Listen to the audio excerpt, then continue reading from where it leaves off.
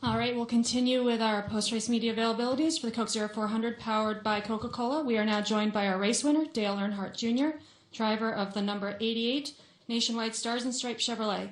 Dale, this marks your 25th career NASCAR Sprint Cup Series victory, and it's your second this season. It's also your 11th top 10 this year. Talk a little bit about holding off the 48 there on that final restart.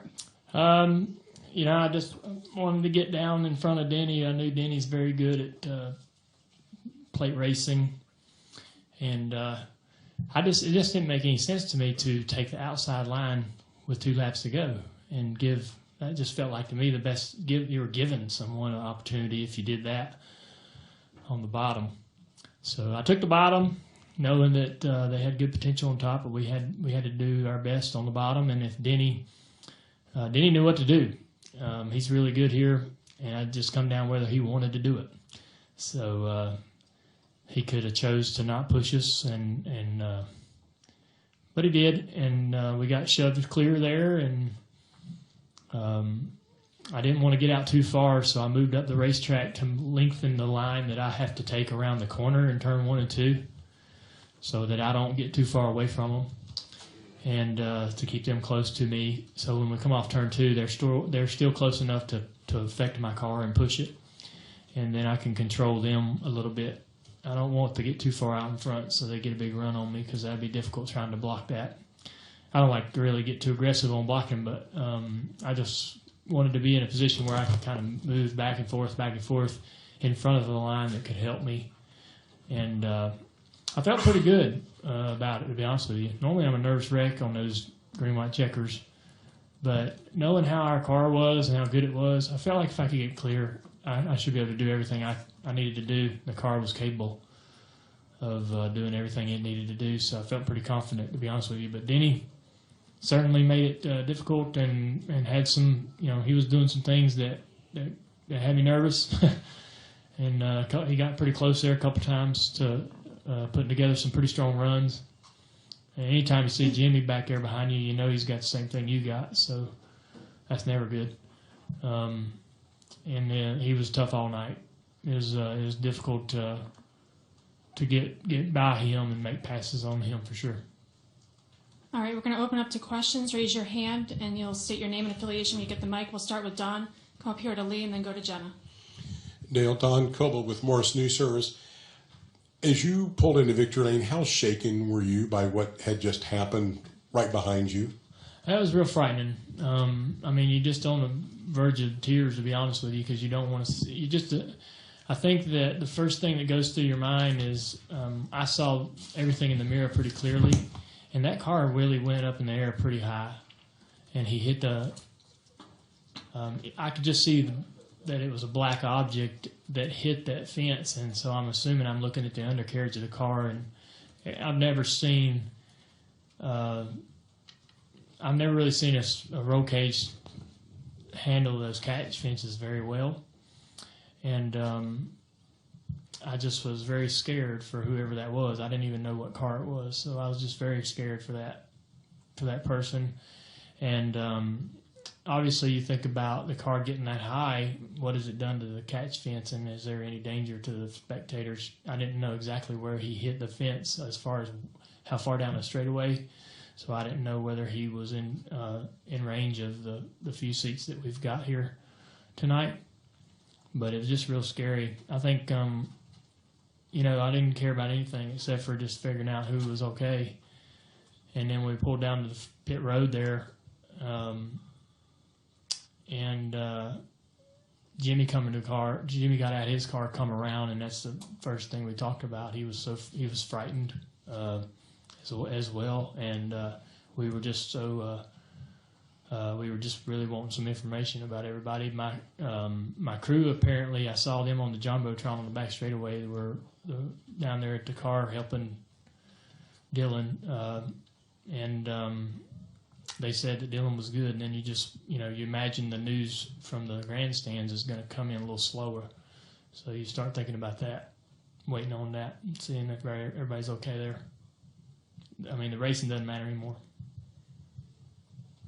All right, we'll go to Lee.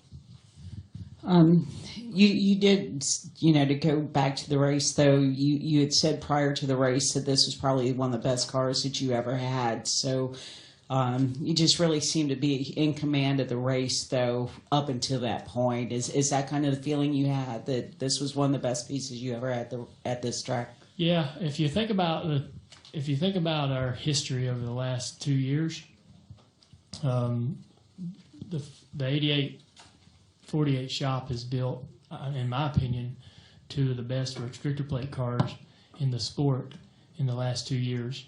We, as fortunately yet unfortunately, won the Daytona 500 with one of them, where we didn't get to use it again the rest of the year, and we basically had to use a second-hand car or backup car that just wasn't quite as good the rest of the season at the plate tracks. Still a good competitive car, but the car that I had tonight and the car that we won the 500 with is exceptional and extraordinary compared to the rest of the competition. And for whatever reason, I don't know how to build them, but they do. And the car that we won Talladega with and won with here tonight is another example, a carbon copy performance-wise to the Daytona 500 winner. And so in the last 2 years, this team has built two of the best cars. And there's a lot of drivers with the same skill level that know what to do. I know what to do, they know what to do, but will their cars do it? And my car can do the things I want it to do. And when I can start, like when we can move from like 7th to 1st in a matter of a lap or two, that's because the car can sustain the run. And, I side draft a guy, get away from him, and side draft the next guy, get away from him, jump in front of this guy to get the push. And you got to do all these things. It's sort of like playing Frogger, how you got to jump across the, and you got to time everything and get in the right place to get across. That's kind of what it's like when you're passing out there. You got to do everything just right, but the car has to be able to help you. And the car is probably 80% of it. And all the, Denny and Jimmy and all those guys, they know how to do these things. It's just, I feel like we have the car that's better than all them. Go back to Jenna. Jenna Fryer, AP. Dale, it seems that the accident has sort of muted your victory, and you said in a previous statement that the racing sort of doesn't even matter at that point. This happens, quite a few times at Talladega and Daytona. Do you have any suggestions? No, I don't. I don't. I wish if I had an opinion about it, I certainly would view my opinion, but it's just a product of going 200 miles an hour. And these cars are going fast, and when you put them in an odd, rare circumstance like that, they're going to go up in the air. We do everything we can and have made a lot of changes and incorporated a lot of things into these cars to try to keep them on the ground. But you never can, in those imperfect situations, there's not much you can do about it. It looked like that car just caught someone in the right position to get air under it, and it just lifted it right up in the air. I haven't even seen the wreck, and I don't even know if I want to see it. But I'm just glad that it's very dangerous. Racing's always been very dangerous. Fortunately for us, we've gotten better and safer in the last 100 years. It's changed tremendously, and so hopefully we can continue to learn, continue to get better, get safer. But there's always going to be that danger, and they did a good job putting that catch fence up, because that catch fence took a hell of a shot. I mean, if I don't know what else you could throw at it besides what it saw tonight. So I'm just we're getting better at not only keeping the drivers safe, but keeping the fans safe to where they can come and trust they're going to be able to enjoy an event and not be in danger. I don't know. I just think it's always been dangerous, and I think that's part of the appeal in a way that makes it exciting. But you hate to see it get to that extreme. But that's just the potential is always there when we're going to go. They have a lift off speed. These cars have NASCAR knows a lot about this information. I myself don't know exactly all I would like to know about it, but there's a speed that NASCAR would kind of like to stay under, and that's why they incorporate all this safety into these cars, like the roof flaps and everything, so that when a car does get turned around, it can get under that speed and not become a flying object. But in rare occurrences where it's an oddity how those cars collided tonight, that Dylan didn't get that chance for his car to slow down, so it gets air under it, and it's just going to go up in there. Do we have any final questions for our race winner? One more from Lee. Y'all ain't got many questions tonight. We're working. What damn difference does it make? It's 5 o'clock somewhere. To hear your voice, I mean, it almost sounded chilling over the It scared radio. the shit out of me. I mean, That was clear. I mean, was near tears. I mean, I don't even know who it is, but you just don't want to see nobody get hurt. I mean, it's awful. It's an awful feeling. I mean, we sit in those bus lots together.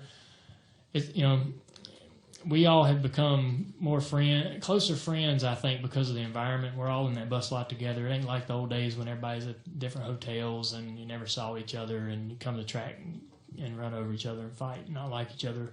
We all sort of live in this community, and you may not like everybody, but you damn sure grow to respect them and don't want to see anybody get hurt.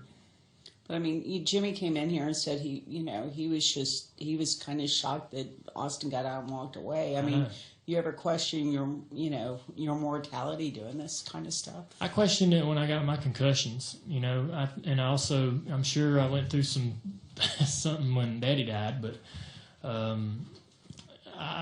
think when I got injured a couple years ago, I realized how fragile,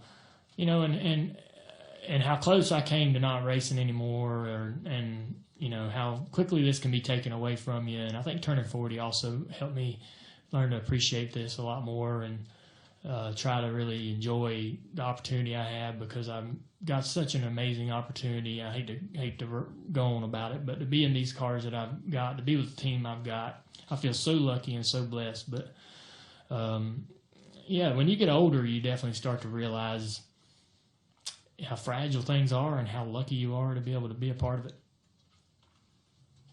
Nate? Nate Ryan, NBC Sports. Dale, I understand what you're saying, that the catch fence did its job, but this is the second time here in 2.5 years that during a NASCAR race that it's gotten torn apart with an airborne car. Do you just keep trusting that it will keep doing its job, or is there anything that you can do to address? I know cars getting airborne in this type of racing is somewhat inevitable, but do you think maybe the sport needs to focus on something different with the catch fencing that would allow a new technology or something to protect them better? Yeah, I think that's good. That's probably somewhere that they should and will focus. I'm sure that they learn from the past experience with a catch fence on the front of the straightaway here with Larson, and they'll learn from this. And from what I've seen, especially Daytona, if they can make it better, no matter what it costs, if they can make it safer, they'll do it. And they've went the extra mile to try to improve the catch fence, to try to improve the walls after Kyle Busch's accident. So I mean, they've definitely went the extra mile and did what they needed to do to try to improve. And so they'll certainly look at this, and I never really got a good view of what the damage was, but they'll look at it and they'll say, man, this didn't work the way we thought it would, or this definitely didn't hold up like we thought it would. And they'll understand that maybe this needs to be tougher or built differently. But, I just, it did tonight.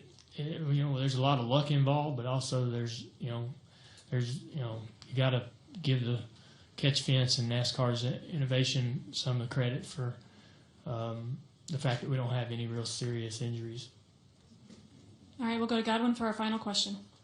Godwin Kelly, News Journal. Dale, considering how everything transpired tonight, were you happy that your car was able to stay out front rather than getting shoved back in the pack where it got kind of squirrely back there? Yeah, if I got shoved in out of the lead, I knew my car was capable of getting back there, but you had to sort of be patient and wait on that opportunity. The car didn't have the car wouldn't create a run every other lap or every lap that could get back to the lead and just overtake the lead pretty easily. It was pretty easy to get to second, but trying to pass that leader was real hard, which is why I wanted to be first coming down to the end there on them restarts.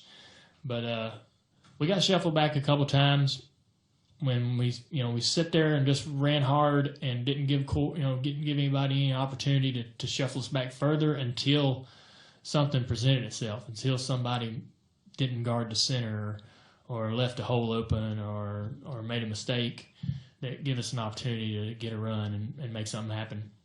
And the car is outstanding, and once it starts to get a run, if we don't get a good block thrown on us, it's going to keep that run going and keep passing cars up until we can get to the leader.